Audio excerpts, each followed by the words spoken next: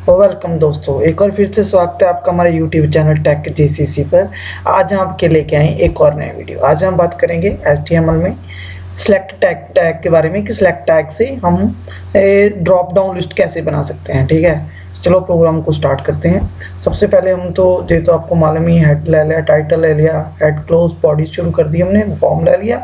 हम जो भी काम करेंगे अभी फॉर्म के बीच में रह के करेंगे। जो भी हम काम करेंगे, जो भी टैग को समझेंगे उसको कैसे बनाएंगे, क्या कहाँ बनाएंगे, उसे हम फॉर्म के बीच बनाएंगे। ठीक है, सबसे पहले हमने सिलेक्ट टैग को शुरू कर दिया तो नेम, तो उसका नेम देना जरूरी है। ठीक है, अभी मैं बाद में बताऊंगा कि नेम हमने क्यों लिया।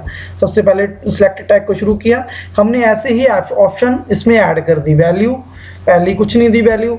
ठीक है, उसके बाद ऑप्शन जावा, उसकी जे वाली जो वैल्यू है ये हमने दी वैल्यू। ये आपकी जो यूजर होगा, जो क्लाइंट होगा, उसके पेज वेब पेज में डिस्प्ले होगी। ठीक है, ये वाली भी वैल्यू हमने दी हुई है। ये कहाँ पे डिस्प्ले होगी? यूजर के पेज के, क्लाइंट के पेज में। और ये सभी वैल्यू जो आपको ब्लैक रंग में नजर आ रही है क्लाइंट के पेज पे डिस्प्ले होगी, वेब पेज पे डिस्प्ले होगी आपकी। ठीक है, और ये जो दी हमने वैल्यू दी हुई है, जावा दी, सी दी हुई, सी शार्प दी हुई है, C++, HTML, CSS, JavaScript, PHP, ये वैल्यू कहाँ पे जाएगी? ये वैल्यू सर्वर के पास जाएगी। जब ये वैल्यू हम सेलेक्ट करेंगे तो ये वैल्यू कहाँ पे जाएगी? सर्वर के पास जाएगी। सर्वर के पास कैसे जाएगी? इस नेम में स्टोर होके, कोर्स नेम में स्टोर होके। कोर्स एक वेरिएबल है, एक डब्बा है, एक बॉक्स है, कि जब हम इनमें से कोई भी सिलेक्ट करेंगे, जावा प्रोग्रामिंग सेलेक्ट करेंगे तो जावा वैल्यू कोर्स में स्टोर होके सर्वर के पास चले जाएगी। अगर सी प्रोग्रामिंग हम सेलेक्ट करते हैं तो हमारी सी जो वैल्यू की सी, तो वो कोर्स में स्टोर होकर सर्वर के पास चले जाएगी। जब सी शार्प, जब C++ प्रोग्रामिंग, उसकी वैल्यू उसके सर्वर के पास सेंड हो जाएगी जब हम सबमिट पे क्लिक करेंगे। ठीक है, चलो हम इसकी आउटपुट देखते हैं। ठीक है, इसको हमने क्या किया, हमने रिफ्रेश किया। अब जहाँ से वैल्यू हमने सेलेक्ट कर ली, कोई भी जावा प्रोग्रामिंग, C शार्प, कोई भी वैल्यू। तो सबसे पहले हमने जावा प्रोग्रामिंग को सिलेक्ट करते हैं। जब जावा प्रोग्रामिंग को सिलेक्ट करेंगे तो सबमिट कर दिया हमने, सबमिट करिए। आप इस पे देख रहे हो ये हमारा कोर्स क्या है? कोर्स एक नेम है जो वेरिएबल है। ठीक है, कोर्स क्या है? एक नेम है जिसपे कौन सी वैल्यू सिलेक्ट होकर जा रही है, सेव होकर जा रही है, जावा वैल्यू सेव होकर जा रही है। क्यों सेव होकर जा रही है? क्योंकि हमने कौन सी वैल्यू सिलेक्ट की थी, वहां पे हमने वैल्यू सिलेक्ट की थी जावा प्रोग्रामिंग। जब जावा प्रोग्रामिंग सिलेक्ट करोगे तो कौन सी वैल्यू जाएगी? जावा जाएगी। क्यों जावा जाएगी? क्योंकि जहां पे हमने क्या दिया हुआ है, जावा प्रोग्रामिंग है, जावा दी हुई। अगर हम C++ प्रोग्रामिंग सेलेक्ट करेंगे तो कौन सी वैल्यू जाएगी? C++ जाएगी। अगर जावा स्क्रिप्ट करेंगे तो JS सेलेक्ट करेंगे तो जावा स्क्रिप्ट वैल्यू जाएगी। चलो हम क्या करते हैं, अभी जावा स्क्रिप्ट सेलेक्ट करते हैं। ठीक है, तो हमने JSS को सिलेक्ट किया। अब कौन सी वैल्यू जाएगी हमारी? जावा स्क्रिप्ट। ठीक है, ये देखो ये कोर्स में कौन सी स्टोर होकर सर्वर के पास जा रही है? जावास्क्रिप्ट। ठीक है, इस तरह से हम नेम को यूज करेंगे कि नेम में वैल्यू जो स्टोर होके, जो नेम में वैल्यू स्टोर होके, कहाँ नेम में वैल्यू कौन सी स्टोर होके जाएगी? जे वाली जो वैल्यू में लिखी हुई है। कहाँ जाएगी? सर्वर के पास जाएगी। कब जाएगी? जब सबमिट पे क्लिक करेंगे। ठीक है, तो जे तो हमारा ऑप्शन की ऑप्शन आप कुछ भी दे सकते हो। मैंने इतनी ऐड की, आप एक और चीज भी ऐड कर सकते हो। जैसे मैंने इसको कुछ भी अभी Ctrl+C कॉपी किया तो अभी इसको मैं पेस्ट कर देता हूँ। आप जितने मर्जी वैल्यू ऑप्शन इसमें ऐड कर दो। ये आपकी क्या बन रही है? ड्रॉप डाउन लिस्ट बन रही है। तो हमने जैसे पाइथन लिख रहे हैं, पाइथन, आप कुछ भी लिख सकते हो। पाइथन मैंने लिया, आपने कुछ भी। ठीक है, पाइथन। अब इसके लिए सिर्फ मैं एक दो चीज ऐड कर रहा हूँ। ठीक है, py, तो इसकी वैल्यू मैंने क्या स्टोर कर दी? p स्टोर कर दी। जब पाइथन को सिलेक्ट करेंगे तो क्या कौन सी वैल्यू आएगी हमारी? सर्वर के पास जाएगी py। ठीक है, पाइथन कहाँ पे शो होएगा? पाइथन होएगा यूजर की डिस्प्ले पे, क्लाइंट के डिस्प्ले पे। ठीक है, जो वेब पेज में वहां पे डिस्प्ले में शो होगा। जी देखो, अब इसको अभी देखो, अभी मैंने रीलोड नहीं किया तो पाइथन जहाँ पे नहीं शो हो रहा।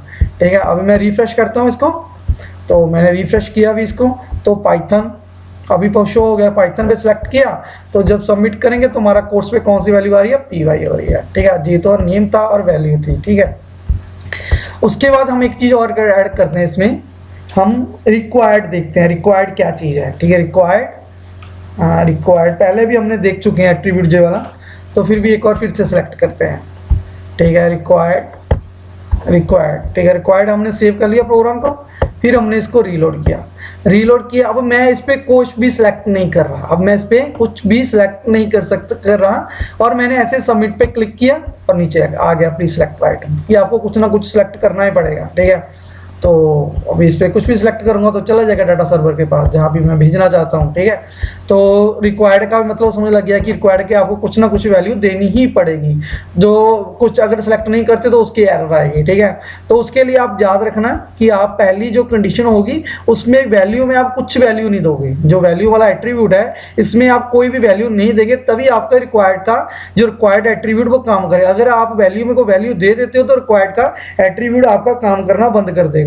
हम कुछ भी देते हैं, अभी GSR दे देते हैं इसमें, ठीक है। अब देखते हैं कि रिक्वायर्ड का काम करता है कि नहीं। अब नन पे भी रिक्वायर्ड काम करता है कि नहीं, ठीक है। तो मैंने इसको रीलोड किया, अभी रीलोड किया, अभी नन पे क्लिक करता हूँ, ये देखो रिक्वायर्ड कोर्स GSR चला गया इसके, ठीक है। और इसका मतलब ये है कि आपको नन में अगर पहली वैल्यू नन की जगह पर कुछ भी लिख दो, पर आप वैल्यू में को वैल्यू मत देना, ठीक है, फिर आपका रिक्वायर्ड काम करेगा, ठीक है। रिक्वायर्ड समझ लग गया होगा मेरे हिसाब से। अब देखते हैं इसका एक और डिसेबल, ठीक है। जब डिसेबल जहाँ पे लिखूंगा ना मैं, डिसेबल लिख दिया मैंने। अब मैं इसको सेव करता हूँ, अब मैंने इसको सेव किया और इसके बाद मैं इसको रीलोड करता हूँ। अभी ये देखो हमारा डिसेबल होगा कि अब हम इसको सिलेक्ट नहीं कर सकते। ये किसकी वजह से डिसेबल हुआ है, हमारे इस डिसेबल एट्रीब्यूट की वजह से, ठीक है। हमारा डिसेबल भी हो गया, रिक्वायर्ड भी हो गया। उसके बाद आप हम देखते हैं, हाँ, मल्टीपल, ठीक है। जहाँ साइज देखते हैं, सबसे पहले साइज देखते हैं। हम साइज देते हैं कि सपोज करो कि साइज देते हैं 3 साइज दे दिया हमने। उसके बाद इसको सेव किया, फिर हमने क्या किया, इसको रीलोड किया। तो ये देखो पहले हमारे 1 आ रहा था, अब मैंने वहाँ पे 3 वैल्यू दी। कितनी वैल्यू दी? तो 3 हमारे शो होने लग गए, ठीक है। ये हमारे 3 वैल्यूज अभी शो होने लग पड़ी। अब कोई भी सिलेक्ट कर सकते हैं, ठीक है। हम कोई भी सिलेक्ट कर सकते हैं, पर एक ही सिलेक्ट कर सकते हैं, हम मल्टीपल वैल्यू सिलेक्ट नहीं कर सकते। हम सिर्फ एक ही वैल्यू सिलेक्ट कर सकते हैं। अगर हम चाहते हैं कि मल्टीपल वैल्यू हम सिलेक्ट करें तो उसके लिए हमें कौन सा एट्रीब्यूट यूज करना पड़ेगा? उसके लिए हमें कौन सा मल्टीपल एट्रीब्यूट यूज करना पड़ेगा। तो मल्टीपल कहाँ पे लिखेंगे? साइज आप 3 की जगह 4 लिख दें, जितना मर्जी लिख दो। मैं 5 लिख देता हूँ साइज।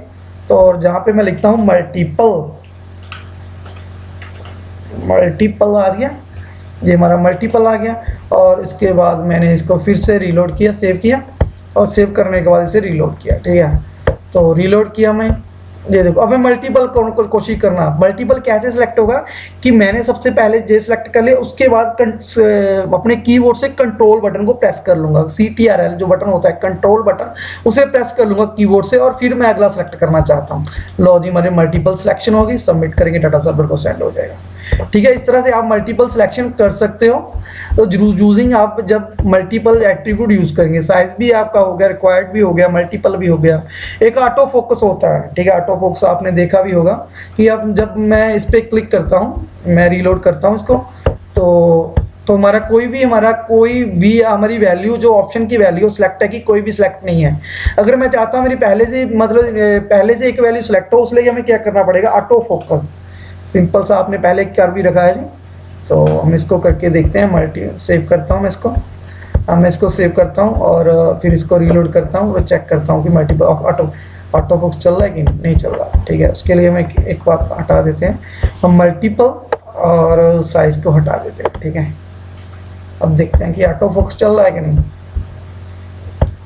ठीक है। तो अब सेव करके रन करता हूँ इसको, ठीक है। ऑटो फोकस तो नहीं काम कर रहा, पर फिर भी आप एक बार ट्राई करके देखना, चल पड़ेगा जी ऑटो फोकस। तो ऑटो फोकस का मतलब तो मालूम है आपको क्या काम करता है। बाकी आपको मैंने रिक्वायर्ड की समझाया, और डिसेबल और मल्टीपल और साइज, इसमें आपको कोई भी दिक्कत हो प्लीज़ कमेंट करके बताना। अगर आप हमारे चैनल पे पहली बार आ रहे हो, प्लीज़ चैनल को सब्सक्राइब जरूर कर ले और बेल के आइकन पर जरूर प्रेस करें, ताकि आपको आने वाली वीडियो का नोटिफिकेशन मिल सके। Thanks for watching.